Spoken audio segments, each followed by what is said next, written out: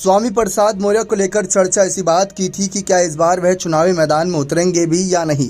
तो अब उन्होंने खुद ही एक बड़ा ऐलान कर दिया है। जी हां, इन्होंने सोशल मीडिया साइट एक्स पर एक लंबा चौड़ा पोस्ट किया और उसमें काफ़ी जानकारी दी इनकी पार्टी के अलग रणनीतियों की और इंडिया अलायंस के साथ आगे बढ़ने की। जहां स्वामी प्रसाद मौर्य ने लिखा कि राष्ट्रीय शोषित समाज पार्टी के गठन दिनांक 22 फरवरी से लेकर आज तक निरंतर इंडिया गठबंधन को जिताने और मजबूत बनाने का प्रयास करता चला आ रहा हूं। इसी क्रम में देशवासियों से हमने अपील भी किया कि संविधान बचाओ भाजपा हटाओ, लोकतंत्र बचाओ भाजपा हटाओ, देश बचाओ भाजपा हटाओ। इंडिया अलायंस में सम्मिलित यूपी की दोनों बड़ी पार्टियों के नेताओं से मेरी वार्ता भी हुई एवं उनकी अपेक्षाओं के अनुरूप मैंने 5 नामों की सूची भी भेजी और मैं प्रतीक्षा करता रहा कि उस पर निर्णय कर इन्हीं दोनों पार्टियों की ओर से तय किए गए नामों की घोषणा भी हो, किंतु आज तक घोषणा नहीं हुई। अस्तु लंबी प्रतीक्षा के बाद लोकसभा कुशीनगर की जनता की मांग को देखते हुए कुशीनगर की जनता के सम्मान स्वाभिमान व विकास का संकल्प लेकर मैं कुशीनगर लोकसभा के प्रत्याशी के रूप में यानी कि वह खुद कुशीनगर से चुनाव लड़ेंगे।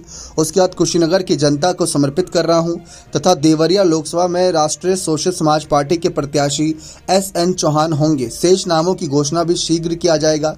अब देखना यह है कि इंडिया गठबंधन में सम्मिलित दल मुझे इंडिया गठबंधन का हिस्सा मानते हैं या भीम आर्मी प्रमुख चंद्रशेखर आजाद एवं अपना दल कमेरावादी पल्लवी पटेल की तरह गठबंधन का हिस्सा न होने का प्रमाण पत्र देते हैं।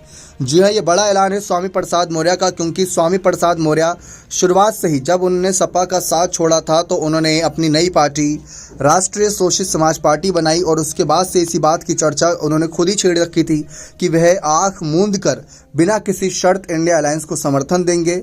उनके खुद के चुनाव लड़ने की भी चर्चा थी, क्योंकि जब सपा से उन्होंने इस्तीफा दिया था तो MLC पद भी छोड़ दिया था। बीच में एक चर्चा यह भी थी कि वे बहुजन समाज पार्टी में वापसी करेंगे, यानी घर वापसी भी करेंगे, लेकिन जब घर वापसी नहीं की तो उन्होंने अपनी नई पार्टी बना ली। अब जिस तरीके से माहौल बन रहा है उससे साफ नज़र आ रहा है कि वे कहीं ना कहीं प्रेशर पॉलिटिक्स करते नजर आ रहे हैं, क्योंकि इंडिया अलायंस भी जानता है कि उत्तर प्रदेश की राजनीति में जिस समुदाय से स्वामी प्रसाद मौर्य आते हैं ओबीसी समाज से, वहां पर कई सीटों पर बड़ा प्रभाव रखते हैं और ऐसे में उस प्रभाव के सहारे इंडिया अलायंस को भी काफ़ी मजबूती से एक वोट बैंक मिलता नजर आएगा। आप इसी बात से अंदाज़ा लगा सकते हैं कि पिछली बार स्वामी प्रसाद मौर्य ने पूरी ताकत के साथ अपनी बेटी को जिताने में लगा दिया था और बदायूं सीट, जिससे अखिलेश के ही चचेरे भाई धर्मेंद्र यादव प्रत्याशी थे, उनको हरा दिया संघमित्रा मौर्य ने। तो इस बात से अंदाज़ा लगाया जा सकता है।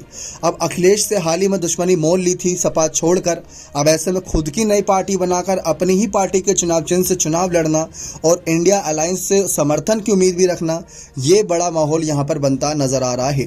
फिलहाल अगर हम बात करें जिस तरीके से माहौल बना दिया है अब यहाँ पर स्वामी प्रसाद मौर्य ने, तो उससे बसपा को भी कितना नुकसान होगा।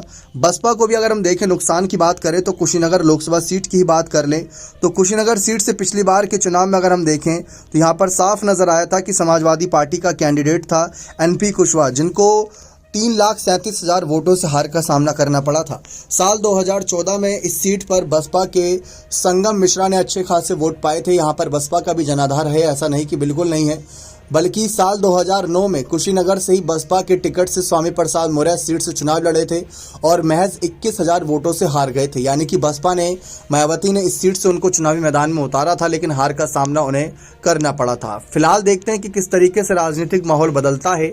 अब क्या साल 2009 में मिली सीट पर हार को जीत में तब्दील कर पाएंगे, लेकिन इस बार चुनाव चिन्ह उनकी खुद की पार्टी का है और इंडिया अलायंस का अब तक समर्थन मिला है या नहीं, इस बारे में इंडिया अलायंस ने कोई भी टीका टिप्पणी नहीं की है।